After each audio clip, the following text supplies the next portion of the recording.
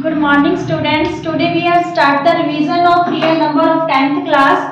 सबसे पहले हम HCF को रिमाइंड करेंगे. HCF क्या है? Product of smallest power of each common prime factor. तो हमने यहाँ पे एग्जांपल के लिए एक MCQ लिया है जहाँ पे हमें A और B दो नंबर गिवन है जिनके प्राइम फैक्टर हमें गिवन है x³ y² और xy³. तो यहाँ पे हमें दोनों का क्या फाइंड आउट करना है? A और B का HCF पता करना है. तो A की वैल्यू हमें x³ y² दे रखी है और B की वैल्यू हमें xy³ गिवन है. अब हमें जो HCF है वो का क्या लेना है? हमें स्मॉलेस्ट पावर लेनी है ईच कॉमन फैक्टर की. देखिए x कॉमन है बट स्मॉलेस्ट पावर दोनों में से कौन सी है? 1 है. ठीक है, तो HCF में x 1 टाइम लेंगे. अब देखिए y इज ऑल्सो कॉमन, तो y में जो स्मॉलेस्ट पावर है दैट इज 2. तो यहाँ पे HCF बोथ नंबर्स का क्या आ जाएगा हमारे पास? xy². Option B is correct. Is it clear? Okay. Hello students, what is LCM? LCM product of greatest power of each prime factor in the numbers. Product of greatest power of each prime factor. तो यहाँ पे हमने MCQ लिया. यहाँ पे हमारे पास दो number हैं A और B जिनके प्राइम फैक्टर हमें गिवन है. इसका हमने LCM फाइंड आउट करना है. देखिए A की वैल्यू x³ y² है और B की वैल्यू हमारे पास xy³ है. LCM में हमें क्या लेना है? ईच जो प्राइम फैक्टर है ईच प्राइम फैक्टर का ग्रेटेस्ट पावर लेनी है. तो यहाँ पे x³ है, यहाँ पे x है, तो यहाँ पे क्या ले लिया? x³. ठीक है, यहाँ पे x² है और y³ है, तो हमने क्या लेना है? y³ लेना है. ठीक है, so the LCM of the given MCQ is option D, x³ y³. Is it clear? Okay students, LCM क्या है? Product of greatest power of each prime factor. Each prime factor की ग्रेटेस्ट पावर हमें लेनी है. इस MCQ में A और B हमारे पास दो नंबर है, उनके प्राइम फैक्टर हमें गिवन है x और y की फॉर्म में. तो हमें इनका LCM निकालना है. देखिए A की वैल्यू हमें दे रखी है x³ y³. ठीक है, और B की वैल्यू गिवन है x⁴ y² z. अब हमें LCM निकालना है बोथ नंबर्स का A और B का. तो हम क्या करेंगे? हाईएस्ट पावर लेनी है ईच प्राइम फैक्टर की. तो सबसे पहले x देखते हैं. x की हाईएस्ट पावर 3 है या 4 है, तो x की पावर 4 लेंगे. y³ और स्क्वायर में से क्यूब ग्रेटेस्ट पावर है और z इसके पास यहाँ पे A में नहीं है B में है, पर हमने ईच प्राइम फैक्टर लेना है तो z भी होगा. तो हमारे पास LCM क्या रहा? x⁴ y³ और z. Which option is correct? Option C is correct. Is it clear? Okay Students, third important formula of chapter real number is LCM into HCF equal to product of two numbers. For example, if HCF of 16 and y is 8 and LCM of 16 and y is 48, then find the value of y. हमें formula क्या given है? LCM into HCF equal to product of two numbers. Let these numbers are A and B.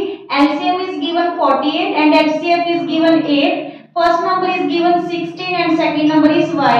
तो हम क्या करेंगे? 16 को left hand side लाके divide कर लेंगे. 8 2 जा 16, 2 24 जा 48. तो y की वैल्यू क्या आ गई हमारे पास? 24 आ गई. ये जो इंपॉर्टेंट फॉर्मूला है यहाँ पे 1 मार्क का आपके पास MCQ जरूर रहेगा. Okay Student, in this MCQ, if HCF of 65 and 170 is in the form of 65 m minus 117, then find the value of m. तो हमने क्या करना है? सबसे पहले 65 और 117 के प्राइम फैक्टर देखने हैं. 5 13 जा 65, यहाँ पे 3 3 जा 9 9 13 जा क्या हो जाएगा? 117. ठीक है, तो यहाँ पे हमने HCF क्या लेना है? कॉमन फैक्टर लेना होता है. ठीक है, तो HCF दोनों नंबर का क्या आ गया हमारे पास? 13 आ गया. HCF क्या था? Greatest power of each common factor. तो कॉमन फैक्टर हमारे पास यहाँ पे सिर्फ 13 है. तो यहाँ पे देखिए HCF हमारे पास क्या आया? 13 आया और ये भी हमें HCF की फॉर्म ही दे रखी है, तो दोनों को इक्वल में ले लेंगे. ये माइनस 117 इधर आके क्या हो गया? प्लस का. ठीक है, तो जब इसे प्लस करेंगे 130 आ गया. ये 65 इधर आके डिवाइड हो जाएगा. m की वैल्यू ये कैंसिल हो गया, हमारे पास क्या आ गया? 2. तो m की वैल्यू क्या आ जाएगी? 2 आ जाएगी. Which option is correct? Option B is correct. Is it clear? Okay good morning students. In this MCQ, LCM of 12 and 42 is given in the form of 10m plus 4. Then we find the value of m. सबसे पहले हम 12 और 42 का LCM निकालेंगे prime factor बना के। LCM में हमें ग्रेटेस्ट पावर लेनी होती है ईच प्राइम फैक्टर की, ठीक है। तो यहाँ पे 2 की पावर 2 ले लेंगे, 3 और 7, तो LCM हमारे पास आएगा 84। But LCM is given in form 10m plus 4. LCM, this one is also LCM of both terms. तो यहाँ पे 10m 4 है जो राइट हैंड साइड जाके क्या हो जाएगा माइनस 10m इक्वल टू 80 बचा। m की वैल्यू हमारे पास 80 अपॉन 10, m की वैल्यू क्या आ गई 8। Then which option is correct? Option B is correct. Is it clear? Okay students, do you know LCM is always greater than HCF? LCM है जो हमेशा HCF से ग्रेटर होता है। जैसे कि 2 और 3 दोनों का जो LCM है वो क्या होगा 6 होगा, ठीक है। दोनों का LCM 6 होगा, बट दोनों के HCF की बात करें तो वो 1 होगा, ठीक है। तो which one is greater? LCM is greater. LCM is always greater than HCF। अब if G and L are the LCM and HCF two positive integer, then relation will be G LCM है और L HCF है, then G greater होगा किससे? L से, means LCM greater than HCF. Is it clear? Okay. Students, as you know LCM is always greater than the HCF. Let us check the relation between LCM and HCF by solve this MCQ. क्या है इस MCQ में? Relation between LCM and HCF ही हमें पता करना है 12 and 20 के बीच में। तो देखिए 12 के प्राइम फैक्टर बनाइए पहले, 2 2 जा 4, 4 3 जा 12, ठीक है। और 20 के फैक्टर क्या बनेंगे प्राइम? 2 2 जा 4, 4 5 जा 20। तो LCM में तो हमें ग्रेटेस्ट पावर लेनी होती है ऑफ ईच प्राइम फैक्टर की। तो यहाँ पे 2 की power 2 into 3 into 5 each prime factor लेना होता है। 2 2 जा 4, 4 3 जा 12, 12 5 जा 60 आ गया LCM, ठीक है। अगर हम HCF की बात करें तो हमने कॉमन फैक्टर की, जो कॉमन प्राइम फैक्टर है उनकी है जो लिस्ट पावर लेनी होती है। तो दोनों में 2 की पावर 2 है तो 2 की पावर 2 ही ली जाएगी। तो यहाँ पे HCF क्या आया 4। दोनों को कंपेयर करेंगे तो LCM is greater than HCF, so option C is correct.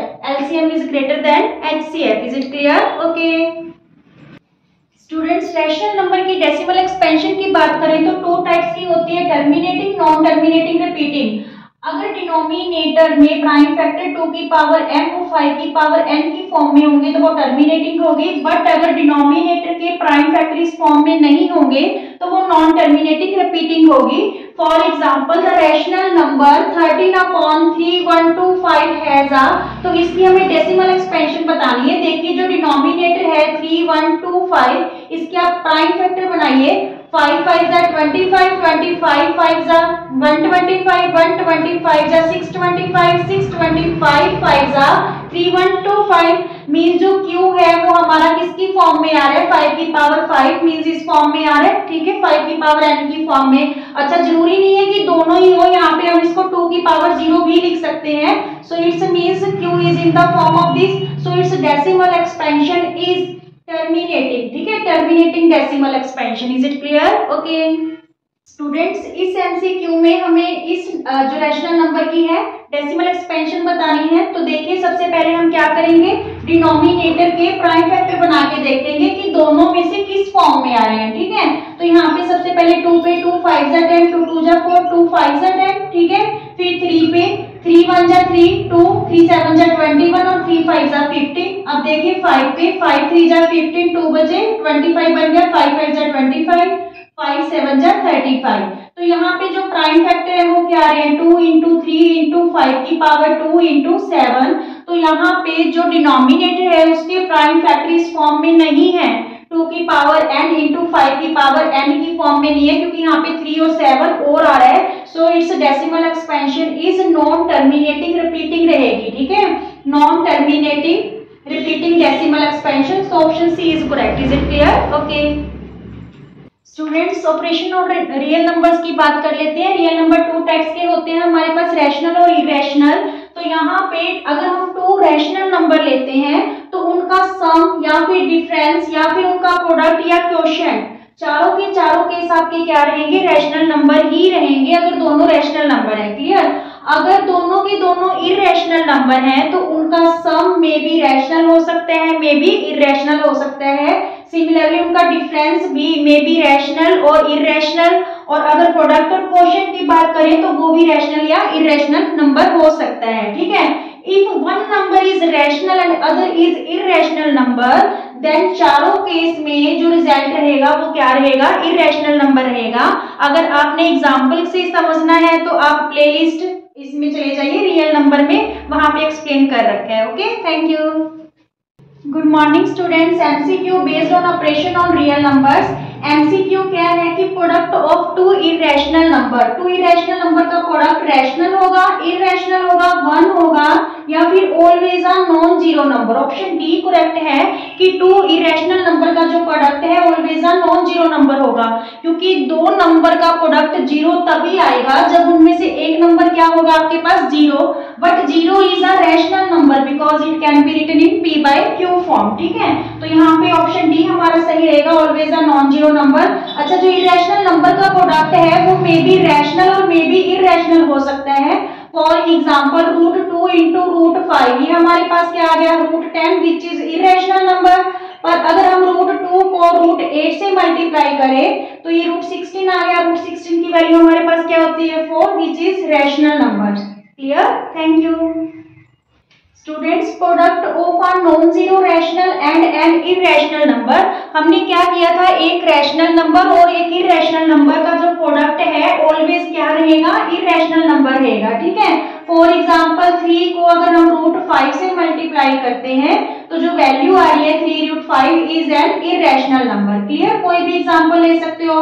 4 को आप √2 से मल्टीप्लाई कर लो तो 4√2 is also a irrational number. Clear, यहाँ पे ये ध्यान रखना इन्होंने नॉन जीरो रैशनल नंबर बोला है। अगर यहाँ पे नॉन जीरो की जगह आपका जीरो होता, रैशनल नंबर अगर हमने जीरो लेना होता तो फिर वैल्यू क्या आती, जीरो आती, which is a rational number, ठीक है। ये चीज आप ध्यान रखोगे। यहाँ पे इन्होंने नॉन जीरो रैशनल नंबर और रैशनल नंबर का प्रोडक्ट बोला है। Is it clear? Okay students, the sum of a rational and an irrational number is, एक रैशनल नंबर और एक इरेशनल नंबर का जो सम होगा ऑलवेज क्या होगा, इरेशनल नंबर होगा, ठीक है। ऑलवेज क्या होगा, इरेशनल नंबर। यहाँ पे आप ध्यान रखना कि एक रैशनल नंबर और एक इरेशनल नंबर, चाहे हम उसे प्लस करें, चाहे हम सब्ट्रैक्ट करें, चाहे मल्टीप्लाई करें, चाहे डिवाइड करें, तो जो रिजल्ट आएगा ऑलवेज क्या आएगा, इरेशनल नंबर आएगा। Is it clear? ओके बच्चों, the sum of two irrational number, two irrational number का जो सम है मे बी रैशनल हो सकता है और मे बी इरेशनल हो सकता है, ठीक है। सो ऑप्शन सी हमारा करेक्ट रहेगा, both of the above, rational और इरेशनल। फॉर एग्जाम्पल देखिए, एक तो हमने इरेशनल नंबर लिया √2 और एक इरेशनल नंबर ले रहे हैं √3। जब दोनों को ऐड किया तो जो नंबर आया वो क्या आया, इरेशनल, ठीक है। नाउ 2 प्लस √3, एक इरेशनल नंबर ये ले रहे हैं और एक 2 माइनस √3, एक इरेशनल नंबर ये ले रहे हैं। जब दोनों को ऐड करेंगे √3 से √3 कैंसिल हो जाएगा, 2 प्लस 2 4 आया विच इज रैशनल, ठीक है। तो दो इरेशनल नंबर का सम मे बी इरेशनल नंबर और मे बी रैशनल, चाहे हम उसको ऐड करें, चाहे सब्ट्रैक्ट करें, चाहे मल्टीप्लाई करें, चाहे डिवाइड करें टू इरेशनल नंबर्स को, ठीक है। तो जो ऑलवेज रिजल्ट रहेगा वो मे बी रैशनल और मे बी इरेशनल हो सकता है। Is it clear? Okay students, the difference of two rational numbers, two rational number का जो डिफरेंस होगा ऑलवेज रैशनल होगा। For example 3 minus 2 equal to 1 which is rational number. अगर हम 2 माइनस 3 करें तो हमारे पास -1 आएगा, this one is also rational number, ठीक है।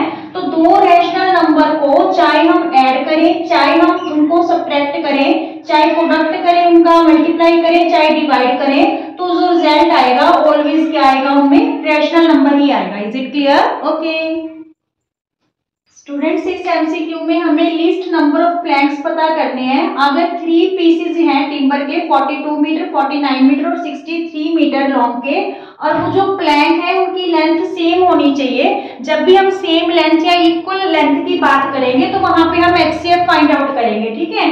तीनों नंबर का जो HCF है वो हमारे पास क्या आ जाएगा, 7 आ जाएगा। तो फिर हमने क्या करना है, देखिए 42 मीटर में 7 मीटर के कितने प्लैंक्स कटेंगे, और 49 में 7 के, और यहाँ पे 63 में 7 मीटर के कितने प्लैंक्स कटेंगे, तो वो हमारे पास लिस्ट नंबर ऑफ प्लैंक्स आ जाएंगे। 7 6 जा 42, 7 7 जा 49 और 7 9 जा 63। तो जो टोटल प्लैंक्स हैं 6 + 7 13, 13 + 9 22 प्लैंक्स बनेंगे इक्वल लेंथ के। Is it clear?